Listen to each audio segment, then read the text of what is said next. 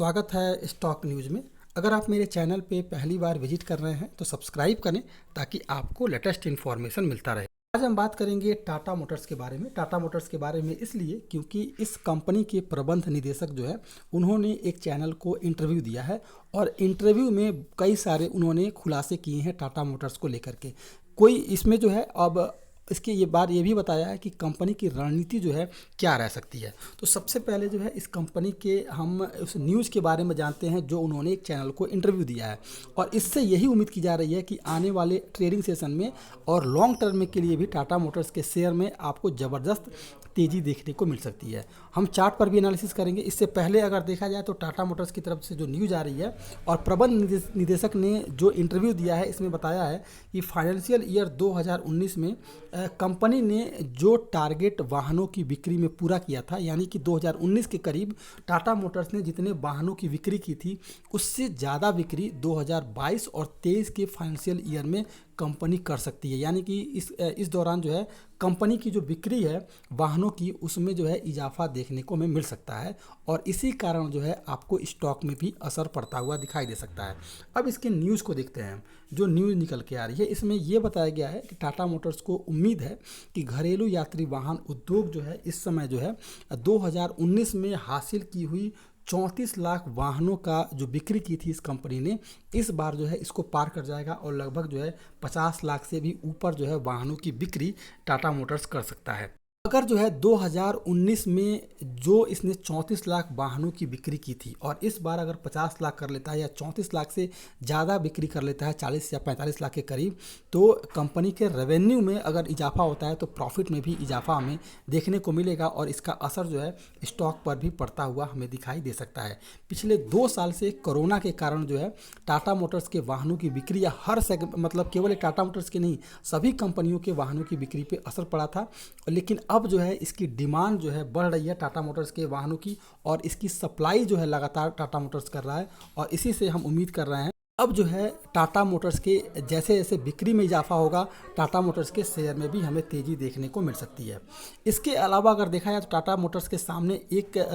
परेशानी क्या है कि चिप की कमी जो है इस समय टाटा मोटर्स के सामने जो है सबसे बड़ी चुनौती है, लेकिन टाटा मोटर्स को इस वित्त वर्ष में बेहतर कारोबार माहौल मिलने की उम्मीद है और इसी से जो है टाटा मोटर्स के जो प्रबंध निदेशक हैं उनका ये कहना है कि भले ही चिप की कमी है, शॉर्टेज है इस समय, लेकिन टाटा मोटर्स उसको किसी न किसी कीमत पर पूरा कर लेगा। इसके अलावा अगर देखा जाए तो टाटा मोटर्स के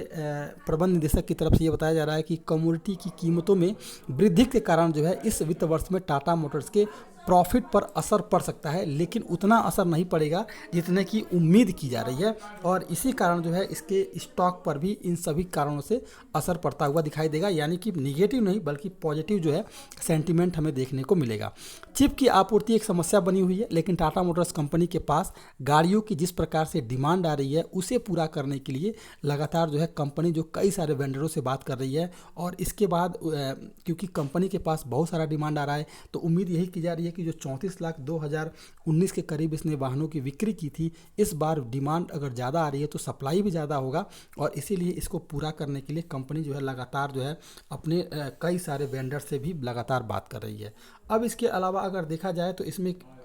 टाटा मोटर्स के जो प्रबंध निदेशक हैं चंद्रा, इन्होंने कहा है कि ईंधन लागत में वृद्धि के कारण घरेलू बाजार में इलेक्ट्रिक वाहनों और सीएनजी मॉडल की मांग तेज़ी से बढ़ रही है और इसको पूरा करने के लिए इलेक्ट्रिक वाहनों की मांग बहुत मजबूत रहने के कारण कंपनी आपूर्ति में तेज़ी से इजाफा कर रही है क्योंकि इसकी डिमांड जो है लगातार बढ़ रही है। इसके अलावा अगर देखा जाए तो बुकिंग उत्पादन दर बढ़ रहा है। पूरे वित्त वर्ष के लिए लगभग चैनल इन्वेंट्री जो है 9 से 10 दिनों में कम रही है और साथ ही हम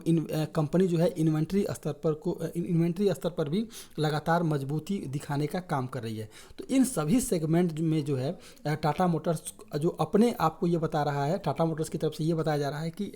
गाड़ियों की जिस तरह से डिमांड आई है तो इसका इम्पैक्ट भी जो है आपको प्रॉफिट पर देखने को मिल सकता है। टाटा मोटर्स के एक बार हम चार्ट पर एनालिसिस करते हैं कि कैसा सपोर्ट और रेजिस्टेंस रह सकता है। देखिए, मार्केट में अगर किसी तरह का निगेटिव सेंटीमेंट बना तो नीचे की तरफ का जो सपोर्ट निकल के आएगा वो है 398 रुपये का। 398 इसका पहला सपोर्ट रहेगा। अगर 398 को इसने ब्रेक किया, हालांकि 398 को ब्रेक करना मुश्किल लग रहा है क्योंकि कई सारा सपोर्ट जो है 398 के करीब है। अगर इसने 398 को अगर ब्रेक कर दिया तो फिर एक जो है गिरावट जो है हमें इसके स्टॉक में देखने को मिल सकता है और 372 के लेवल तक ये स्टॉक जो है जाता हुआ दिखाई दे सकता है। लेकिन जिस तरह का सेंटिमेंट और न्यूज़ आ रहा है, उम्मीद कम है कि इतनी बड़ी गिरावट देखने को मिलेगी। तो अगर इसने 398 के करीब अगर ये शेयर आता है और गिरावट आती है तो 398 या 400 के करीब अगर ये स्टॉक आता है तो खरीदारी का अच्छा मौका है। और लॉन्ग टर्म के लिए तो अभी फ़िलहाल जो है 600 से लेकर के 650 का टारगेट आपको इमीडिएट देखने को मिल सकता है। और लॉन्ग टर्म में भी अगर देखा जाए तो लॉन्ग टर्म के लिए अच्छा खासा ये शेयर बनता हुआ